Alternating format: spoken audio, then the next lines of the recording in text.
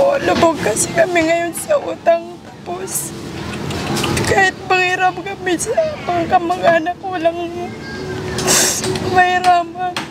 Walang mahiram? Tapos, nagupa lang din kami dyan bahay. Kasi dati doon kami nakatira sa ano. Dito, upo ka muna ate, upo ka. Upo ka. Ayan. Doon kami dati nakatira sa ano, sa Tikling.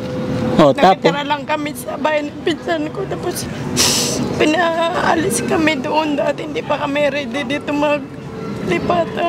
Pasensya na kung ano lang, stress lang siguro ako. Ba't ka na-stress? Dahil po, ano, nung isang araw naumpusan kami gasol.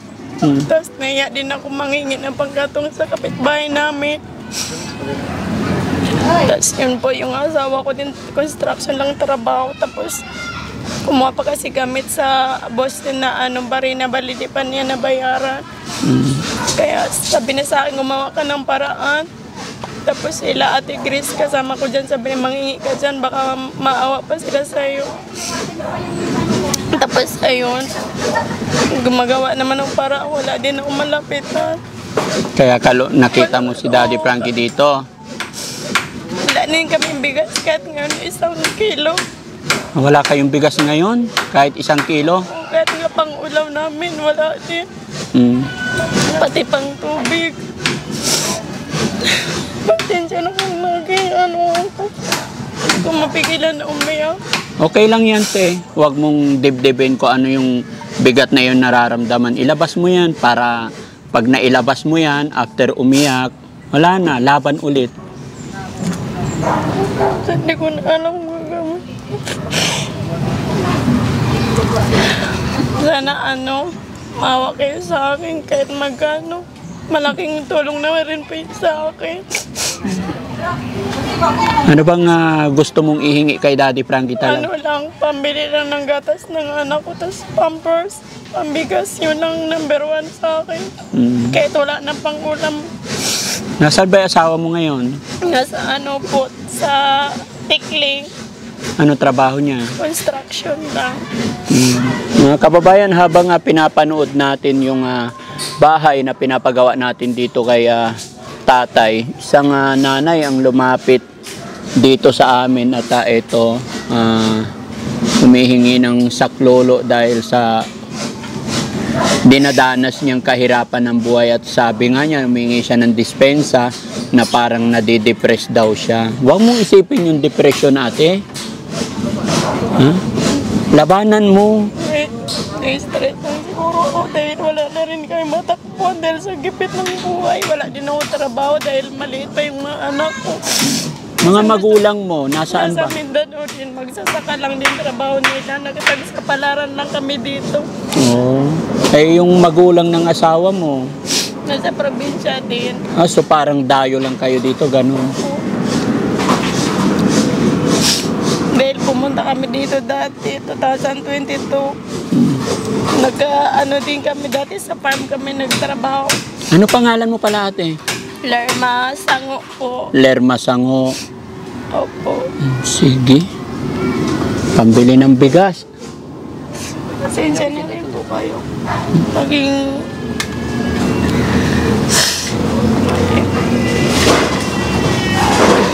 bigas, tsaka pampers daw.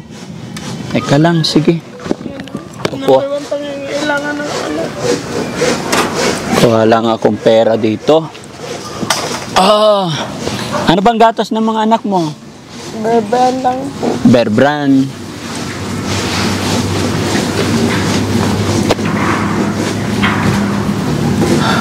May bigas tayo doon.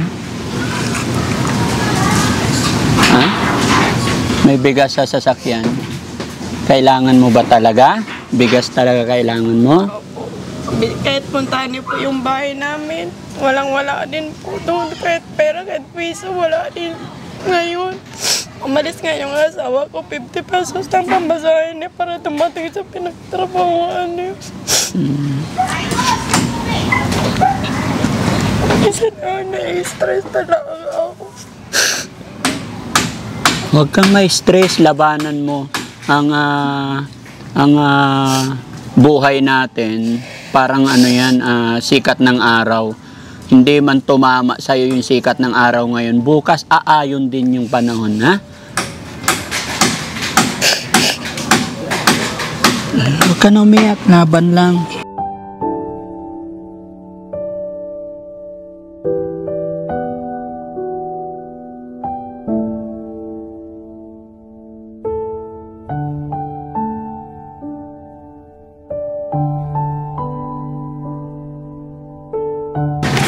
Oh, sige, sana makabili kang gatas Pampers o 3,000. Pagpasensya mo na yan. Malaking tulong na rin po to sa akin kasi kanina nanghiram ako doon kasi sabi ng nagtitinda si wala pa doon siyang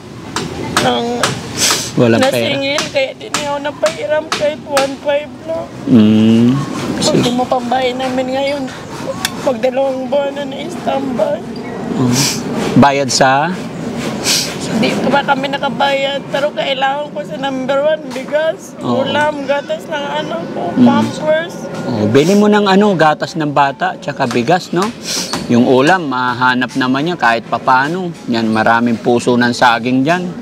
Laga, sausaw sa bagoong. Importante may Dito bigas. kasi wala din kami tanim, bago pa lang kami dito tumira, 2 months pa lang. Ah, 2 buwan pa lang kayo rito. Doon kami sa Tikling dati nakitira kasi yung pinsan ko, inaalis nila kami doon sa bahay nila nang biglaan. Kaya pag lipat namin dito, di pa kami nakapaghanap. Kaya nag-autang din kami, balisawad ng asawa ko, pinabayad din sa pinag-utangan namin kasi wala pa din kami gamit. Sige. Makatulong, makakaraos din yan.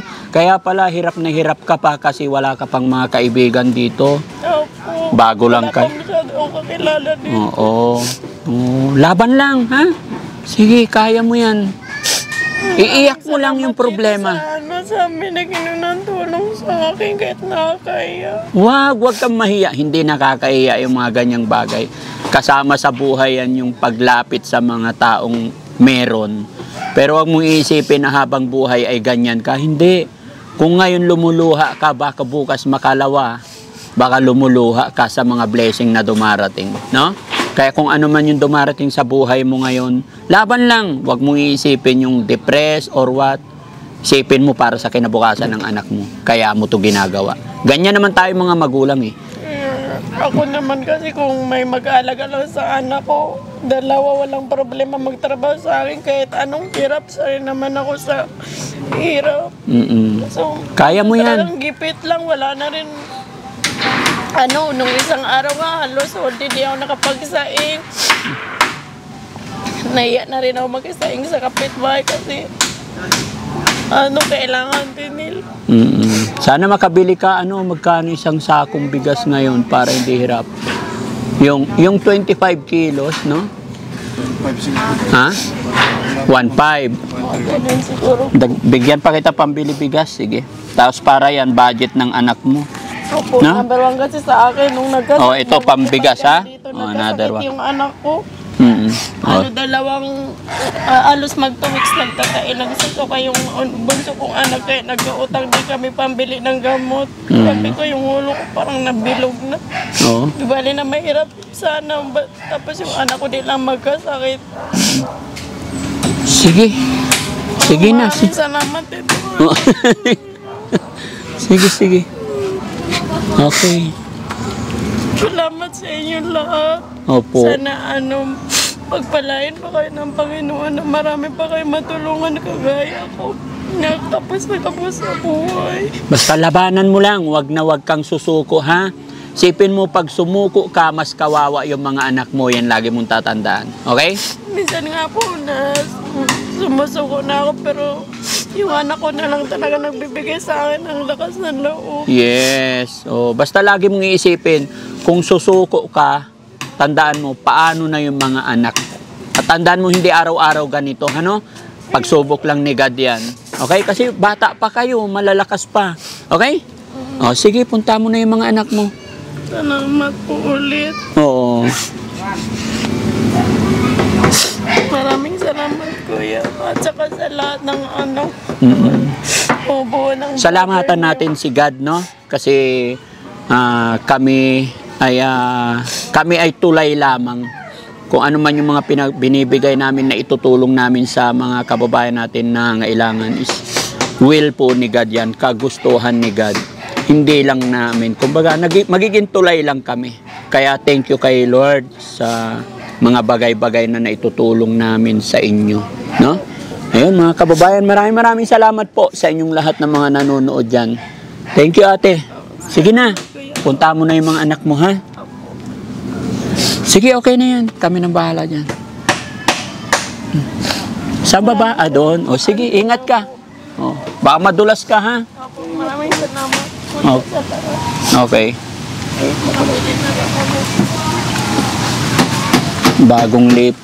Bagong lipat pala si ate dito kaya kaya medyo nahihirapan siya. Wala pa siyang mga kakilala, kaibigan.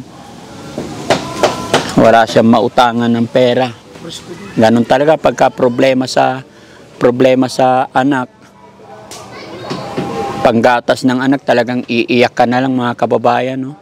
Kaya God bless you ate, mag-pray ka lang, makakayanan mo yan. Maraming salamat po mga kababayan. At thank you rin kasi malapit na matapos yung bahay na pinapagawa natin kay Tatay Fred. God bless po!